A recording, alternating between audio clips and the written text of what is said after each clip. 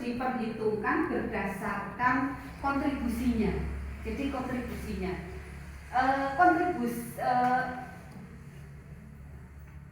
akan dibagi 50% jika kontribusi seorang suami selalu menafkahi istrinya, minimalnya itu nafkah batin. Di sini di fakta dan bukti di sini bisa dibuktikan bahwa sikap dari suami yang digugat itu tidak bagus, melakukan kekerasan, tidak memberikan nafkah sepeser pun. Jawabannya itu begitu, Bu. Dalam proses pembangunan rumah, di situ bisa dibuktikan dengan bukti-bukti yang ada saat peninjauan lapangan, saat mediasi dengan kepala desa.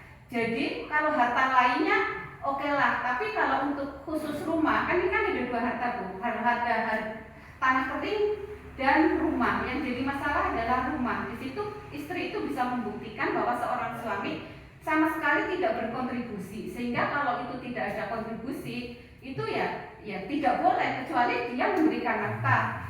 Sebenarnya istri masih bisa menerima kalau dihitungkan dengan nafkah terbutangmu mana gitu. Jadi nanti dikuruskan, mintanya seperti itu. Jadi di sini juga diungkapkan bahwa seorang istri boleh menerima 50% asal dihitungkan nafkah terbutangnya, yang akhirnya nanti jadinya minus malah hutang. Begitu. Nafkah terlunas tadi sudah diterangkan oleh Permisi satu ya, bahwa ketika gugatan cerai itu yang mengajukan adalah pihak istri, dengan sendirinya hak itu harus kecuali adalah anak. Nah, kecuali nafkah anak itu baru bisa dikabulkan.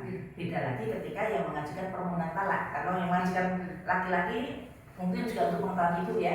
Kalau untuk istri yang mengajukan itu bukan gugatan, tapi kalau untuk permohonan cerai talak itu yang mengajukan suami itu hak-hak yang kayak nafkah madya, itu mut'ah, itu bisa dimintakan. Jadi itu dipahami dulu. Sekarang pertanyaan saya, karena seperti tadi saya sudah tertarik, ibu sudah terjun langsung, bahkan menemui kuasa hukum tergugat, menemui kuasa hukum tergugat rekonvensi juga, ya kan? Nah, yang ingin saya tanyakan, karena di sini sepertinya ibu kok ini tidak adil. Kok rumah sementara dari pengadilan agama dikatakan rumah itu bukan harta bersama, tapi di pengadilan tinggi dinyatakan itu pengadilan bersama, itu harta bersama.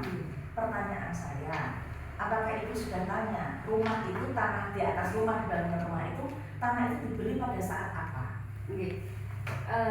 Terima kasih Bu atas pertanyaannya. Saya sudah mengecek langsung ke lokasi bahwa tanah yang berdiri itu memang atas nama tanah beri pemberian orang tuanya sebelum menikah. Tanah pemberian dari Bu, ini orang tuanya penggugat konvensi atau tergugat rekonvensi. Jadi itu tanah harta bawaan. Bangunannya yang dipermasalahkan, kalau tanahnya enggak. Itu Bangunannya saja. Artinya kan bangunan. Jadi kan menyadari bahwa bangunan itu didapat selama masa kita hidup. Itulah yang namanya hukum kompilasi hukum Islam. Kemudian seperti itu aturan di Indonesia. Selama tidak ada perjanjian pranikah, maka harta bersama yang didapat selama masa perkawinan adalah menjadi harta bersama dibagi dua. Dan itu bisa dipahami. Ya, kemudian yang selanjutnya Ibu, saya ingin ada perbedaannya. Karena di sini seperti tadi kita membaca kesimpulan antara rumusan masalah dan kesimpulan. Maaf tidak nyambung. Ya, karena tidak nyambung itu mohon dipenuhi sesuai dengan harapan kami, seperti itu. Jadi hanya itu Pak, kasihan sudah berkerunyat Pak itu.